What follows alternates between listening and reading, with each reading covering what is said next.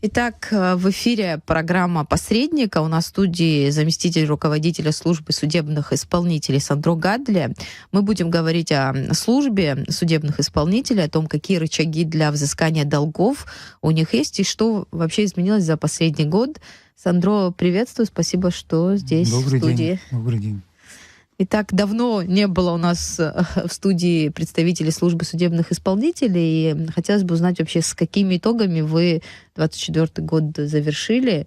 Что изменилось вообще в работе в целом? Основными задачами, я думаю, как и в предыдущие годы, перед самой службой, перед непосредственно судебным исполнителем, естественно, это было увеличение количества исполнительных документов, требования, которые исполнены фактически, это уменьшение остатка исполнительных производств всех категорий. Естественно, повысить уровень взыскиваемой суммы. То есть, если мы приведем показатели, сравним показатели прошлого года, вернее, позапрошлого 23 и 24 года, то у нас получается, что принудительный потенциал, можно сказать, сократился. Это связано прежде всего с тем, что по сравнению с 2023 годом у нас поступило в 2024 году меньше исполнительных производств. Это почти что на 529 исполнительных документов. Это очень большое количество для службы. То есть в 24-м меньше обращались к вам? Да, меньше на принудительное исполнение поступило в службу исполнительных документов. И сумма, подлежащая взысканию, тоже со знаком минус, там более 338 миллионов. То есть это в целом оно влияло и на взыскание. Это наше мнение, мы так считаем, потому что потенциал большой был бы количество. С одной стороны, это хорошо. Возможно, это потому, что люди стали более дисциплинированными, сами оплачивают там свои какие-то долги и так далее. Причины поступления. Или меньше вообще судебных. Может быть, материалы самих судебных, иных органах меньше было. А может быть, обязательства были выполнены еще до обращения взыскания к исполнению. То есть вполне возможно. А вы изучали вообще ситуацию? Может быть, там какая-то другая причина? Мы этим не занимались. В основном это органов, выдавшие исполнительным документам. Эту информацию мы не имеем. Давайте рассмотрим тогда подробнее в 2024 году дела, которые поступали к вам. Это вообще по каким вопросам чаще всего? За 2024 год на рассмотрение службы судебных исполнителей поступило 1214 исполнительных документов. Из них по результатам рассмотрения уже судебными исполнителями по 103 исполнительным документам было отказано в возбуждении. И по результатам получается возбуждено 1111 исполнительных документов на сумму более 543 миллиона. То есть основная масса, из числа поступивших, основную массу составляет, естественно, это исполнительные документы, взыскание административных штрафов. Следующая позиция — это взыскание штрафов, назначенных в качестве наказания, так называемых уголовных штрафов. Далее это взыскание кредиторской задолженности, взыскание гражданских исков, возмещение материального, морального вреда. То есть это основные позиции. Чуть меньше там уже остальные. А какие-то есть интересные дела, которые крайне редко к вам попадают, но все же обращают внимание? Было одно неимущественного характера. Это производство было связано с определением места жительства ребенка. Да, оно поступило в территориальное отделение Гагарского отделения, и оно было исполнено тоже судебно в том же году. Да. То есть в соответствии с судебным актом определено было место жительства с матерью ребенка. Это один такой случай редкий. Объясните, пожалуйста, 500 миллионов. 543. Миллиона. 543 да, миллиона. это сумма, которую вы должны были взыскать. Или это фактическая сумма, которую вы взыскали? Объясните. Нет, это сумма, подлежащая взысканию, которые поступили именно в 2024 году по возбужденному производству. Хорошо. Да, сумма взысканная, итоговая сумма, это из числа тех, которые ранее находились на исполнении, в том числе и возбуждены в 2024 году, составляет более 194 миллиона рублей. То есть это дела, которые ранее были, вот эти в 500 миллионов не входили? Да, в совокупности. И возбужденные в 2024 году, и те, которые ранее находились на исполнении из числа. Хорошо, тогда куда делась вот эта разница? Из 500 миллионов всего 190 это еще и предыдущие дела, но почему не удается все взыскать? Давайте тогда об этом уже Да, несомненно, поговорим. мы поговорим на факты, которые непосредственно, на наш взгляд, влияют. Это прежде всего мы должны понимать, что есть производство, которое носит долгосрочный характер. То есть они не подлежат единовременному взысканию. Допустим, те же исполнительные производства взыскания алиментов, их у нас 189 исполнительных производств, которые на исполнении находятся. Это из-за предыдущие года, так как периодические взыскания, они будут носить практически до совершеннолетия. То есть они единовременно не могут быть взысканы. Далее у нас есть исполнительные документы, по которым уже самим органами, непосредственно выдавшими ими, это может быть судебные, иные органы, установлены рассрочки исполнения, отсрочка исполнения. То есть, если для примера привести, я могу вам пример привести, только одно производство у нас отсрочка исполнения, там на сумму более 175 миллионов рублей.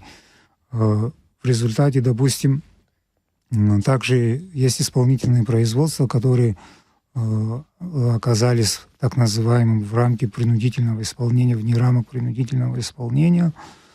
Это с чем связано? Прежде всего, то есть те случаи, бывают случаи, когда у должника на праве собственности нету никаких материальных ценностей, и в результате реализации основной функции судебных исполнителей по установлению имущественного положения было завершено более 237 исполнительных производств на сумму там более 537 миллионов. То есть это по которым реально были приняты меры, направленные на установление имущественного положения, но они оказались безрезультатными. То есть работа была фактически проведена, но без взыскания.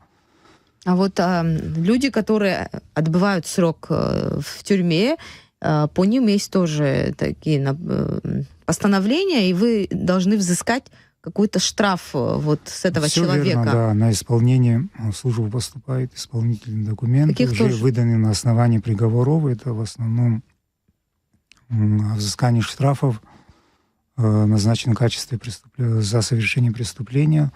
И суммы там значительные. Бывает и 600 тысяч, бывает и 800 тысяч. В совокупности они десятки миллионов образуют. Да, есть такая проблема, она из года в год связана с отсутствием каких-либо доходов в местах отбывания наказания. И практически они из года в год без исполнения переходят.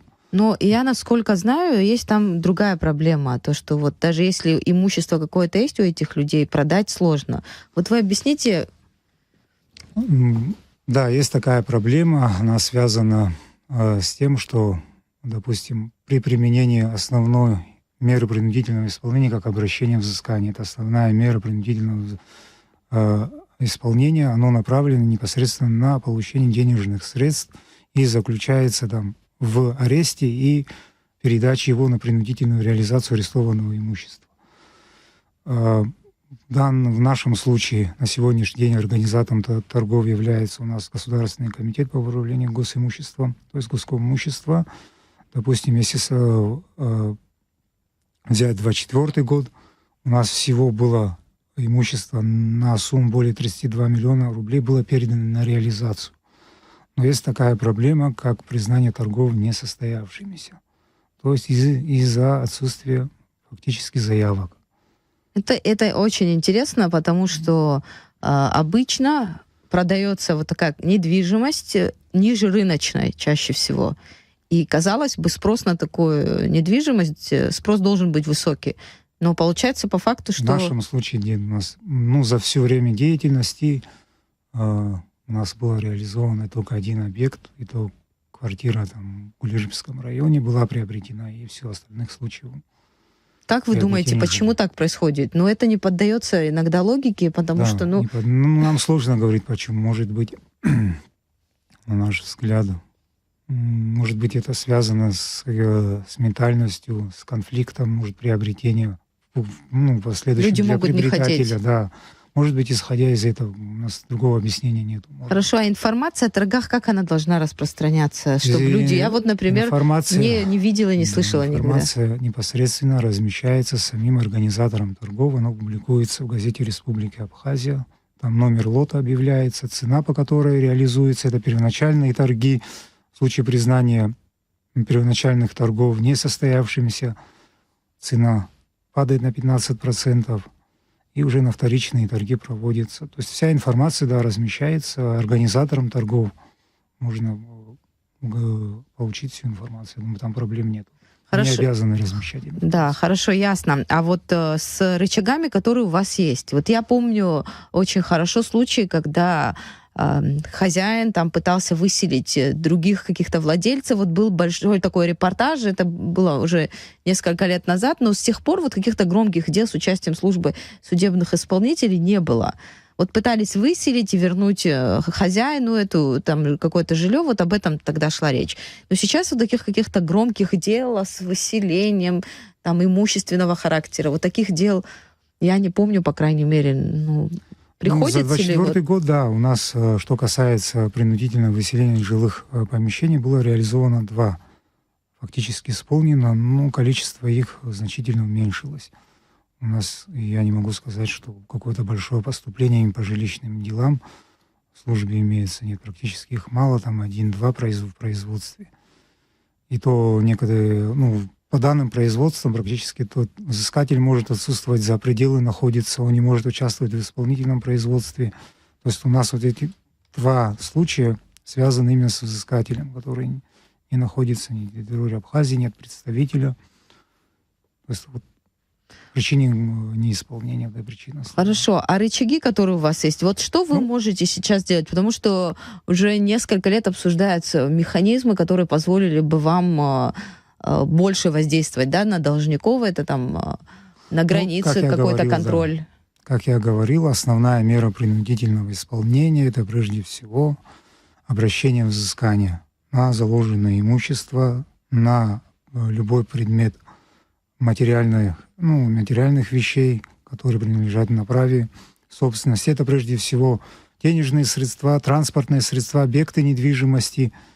Далее, еще одним побуждающим таким эффективным фактором является и применение мер запретительного характера. В основном это направлено на совершение регистрационных действий в отношении транспортных средств и объектов недвижимости. То есть вот блокировка счетов наверняка. Естественно, да, счета — это арест счетов, обращение взыскания на счета, при наличии, естественно, при наличии они... То есть сегодня можно сказать, что служба и сотрудники, они применяют весь арсенал принуждения, предоставленный законодателем. Но этого достаточно, как вам кажется? На наш взгляд, да, достаточно. Проблема единственная с отсутствием, может быть, доходов, имущественного положения, либо на момент поступления, нахождения на исполнении. Бывает, что должник, в основном это должники организации, уже никакой не ведут никакую деятельность, ни финансовую, ни хозяйственную. Вот основная проблема, которая не позволяет взыскать. А так арсенал средств достаточно, я считаю, в том числе и ограничения по пользованию, по специальным правам применяются. То есть это связано с видеоуправлением транспортным средством. Я считаю, достаточно применяется. Да. Вот с должниками, которые не платят, и вот эти рычаги невозможно использовать. Что дальше? Вы имеете в виду с невозможностью взыскания? Закон закрепляет такую возможность, предоставляет судебному исполнителю в случае действительно, если он принял все исчерпывающие меры по установлению имущественного положения, завершить производство и вернуть взыскателю, который, в свою очередь, имеет право вновь предъявить в случае изменения положения и так далее. И в том же порядке будет взыскиваться. Только в пределах этого срока должно быть предъявлено. А идея блокировать передвижение, что ли, на границе, останавливать должников и так далее, вот нашла, может быть, какое-то отражение? Ну, что касается В виде установления... проекта закона или... Нет, установление временного ограничения, мы его применяем, у нас это нам позволяет законодатели. Дело в том, что исполнением занимается это совершенно другой орган. Мы направляем пограничную службу. Как бы это не функция органа принудительного исполнения, а пограничных органов. То есть Бывали... вполне возможно, что если ты должен, тебя могут на границе Да, остановить? бывали случаи, да, когда сотрудники пограничной службы останавливали, возвращали. Тоже бывали, соответственно, постановление было принято на исполнение. Я не могу сказать, что мы носим постоянно массовый характер. Но есть такой закон, который вам позволяет? Да, с самого начала, уже с 2014 года, как он был принят, ограничение на выезд применяется. Есть какая-то статья закона? Просто для меня это, например, новость, что могут не дать выехать за пределы страны, если ты являешься должником. И служба судебных исполнителей ищет способы взыскать с тебя долг, то тебя могут не выпустить из страны. Абсолютно. Судебный исполнитель вправе устанавливать временное ограничение на выезд. Это позволяет закон об исполнительном производстве. Статья 69 полностью посвящена ограничению на выезд. Хорошо, Сандро, а вот как вы с ведомствами работаете? Может быть, изменилась какая-то схема, особенно с налоговой службой, что позволяет вам там отслеживать какие-то источники доходов? В основном взаимодействие налогового органа и других органов, я бы сказал, не столько взаимодействие. Они в основном выступают органом, выдавший исполнительный документ в этой части. Они выдают на принудительное исполнение. В процессе исполнения, говоря о каком-то взаимодействии, получается, если органы сами не установили ему денежные средства там, на счетах и так далее, то они уже обращают его в принудительное исполнение за счет имущества должника. Это наша прямая функция. То есть у них в основном функция по выдаче исполнительных документов и направлению. У нас как бы в процессе принудительного исполнения прям взаимодействия направленное на исполнение, такого нет. Они в основном, как и судебные органы, и другие органы, выдают исполнительный документ, и уже мы принимаем. А с российскими коллегами как взаимодействуете? У них большой опыт работы в этой сфере? Естественно, вообще большой опыт. гармонизация законодательства Абхазии и России проводится, и, может быть, в рамках этой гармонизации какие-то изменения произошли? Реализации судебных актов двух стран. В том числе и это, да. Потом по решению арбитражных судов эти решения поступают к вам, и, возможно, вы уже сталкивались с такими историями. Что касается признания и исполнения иностранных судебных актов, на сегодняшний день каких-либо исполнительных документов с арбитражного суда Республики Абхазия на основании там определения о приведении в исполнение и признании судебных актов иностранного государства к нам не поступало. То есть у нас информации нету. Там, сколько было обращений, это уже, наверное, я думаю, арбитражный суд надо обращаться. В службу не поступали исполнительные документы. Хорошо, но какое-то взаимодействие, обмен опытом, потому что у службы, российской службы, большой накопленный опыт, и для абхазской стороны это было бы интересно и полезно, я уверена. Естественно, было, допустим, в 2023 году сотрудники службы непосредственно принимали участие, они выезжали и практику проходили на территории Краснодарского края. Там непосредственно находились в центральном аппарате. Там была достаточно объемная работа проведена, много чего интересного наши сотрудники узнали. Естественно, опыт больше. Там много и значительное обновление законодательства идет. То пока в рамках в этом и заключается наше сотрудничество. Вы сказали, что занимаетесь еще и возвратом кредитов. Вот это тоже одна из статей, которой вы занимаетесь. Как много вообще таких дел с возвратностью кредитов?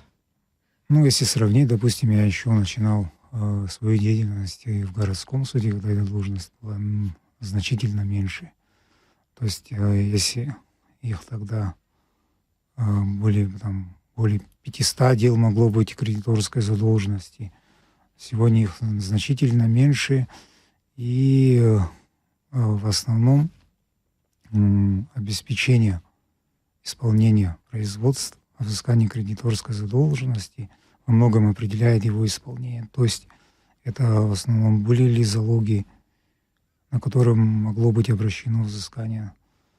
Уже, я думаю, в основном от этого много чего зависит. Бывает исполнительный документ, когда не обеспечены, то судебному исполнителю приходится, естественно, устанавливать уже на общих основаниях имущественное положение, и не всегда положительное получается.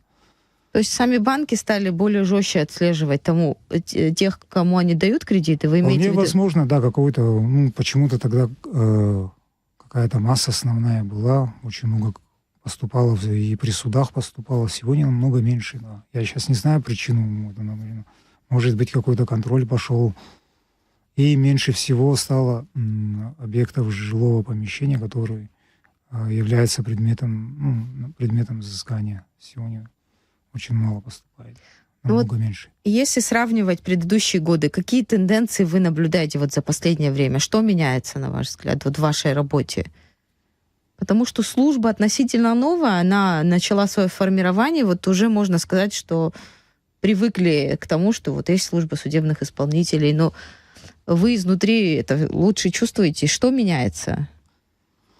Если взять 24 год, у нас уже, если в сравнении с предыдущим годом, у нас была тоже проблема обеспечения исполнительных действий. В 2024 году уже введена непосредственно деятельность судебных исполнителей, которые обеспечивают правопорядок, обеспечивают совершение исполнительных действий. То есть практически целый отдел по установлению, обеспечению установленного порядка деятельности как суда, так и судебных исполнителей. У нас буквально 2 минуты до конца эфира остается. О планах в этом году какие задачи вообще перед службой? Основные задачи, как я говорил, они, я думаю, остаются неизменными. Это, естественно, увеличение всех категорий исполнительных документов фактическим исполнением. Это основная задача, естественно, соблюдение сроков совершения исполнительных действий и повышение исполнительской дисциплины. Тоже в некоторых отделах тоже оставляет желать лучшего. Что имеется в виду? Все-таки это все, что от вас зависит, что вам тогда мешает? Может быть, какие-то препятствия? У нас, знаете, проблема тоже с укомплектованностью. У нас есть отделы, где, допустим, на 70% не укомплектованные. То есть это приводит к чему? Оно приводит к нагрузке на судебного исполнителя. Там в производстве у него может быть находиться 200 и более исполнительных производств. Соответственно, и качество совершения исполнительных производств, оно не самое лучшее. Почему людей не хватает? Не идут в эту службу, потому что сложно? Скорее всего. С какими-то ментальными особенностями. Возврат долгов, принуждение, это... Вполне возможно, да, мы тоже так считаем. Может быть, и материальное обеспечение тоже может быть не самое высокое. И плюс и специфика службы тоже сложно. На наш взгляд, наверное, основные причины, по которым пока эта служба не востребована. Юридический факультет есть в Абхазском госуниверситете, где я не знаю, готовят хороших специалистов. Вам известно было, и служба, и Министерство юстиции в целом объявляло о необходимости набора кандидатов в службу. Пока особо. Пользуясь случаем, нашим слушателям, тем, кто ищет работу, вы готовы принять юристов? Рады, пусть обращаются в службу непосредственно в Министерство юстиции. Я и сам окажу содействие непосредственно, либо ко мне обращаются. Если есть желание работать и трудиться в органах принудительного исполнения, мы только рады. Сандро, спасибо вам большое, что были с нами здесь, в студии. Спасибо большое за приглашение. И приглашаем, пользуясь случаем, в службе не хватает работников, вы готовы принять новых сотрудников. Верно. Спасибо. Я напомню нашим слушателям, у нас в студии был замруководителя службы судебных исполнителей Сандро Гадлия. Мы говорили о том, как работает служба, какие рычаги для взыскания долгов и что изменилось за последний год.